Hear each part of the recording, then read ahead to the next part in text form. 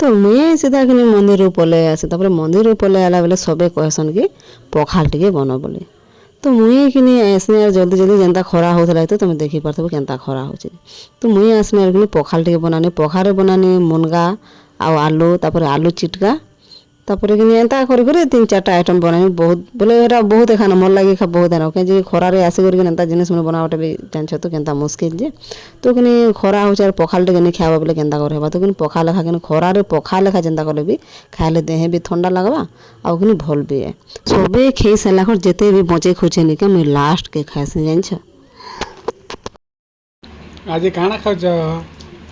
पखाल दिवस आज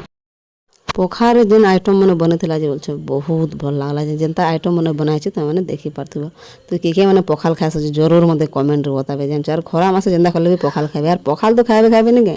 तार संगे तुम से पखार से थीर पीवाटा नहीं भूलब सेटा एखा मेन जिनिस सेरा कि पूरा सबसे बेस्ट लागसी। तो जेनता भी खाई देले देखो सब थाली थोला खुरी खुरा सब सफा होगा टिके खाली पखार रहीगला बोला तो बहुत टेस्ट थी बहुत भल लगला। तो आज वीडियो कहा के भल लगला कि लाइक शेयर कमेंट करबार सब्सक्राइब टिके करदेव आ फॉलो करवा ना भूलब।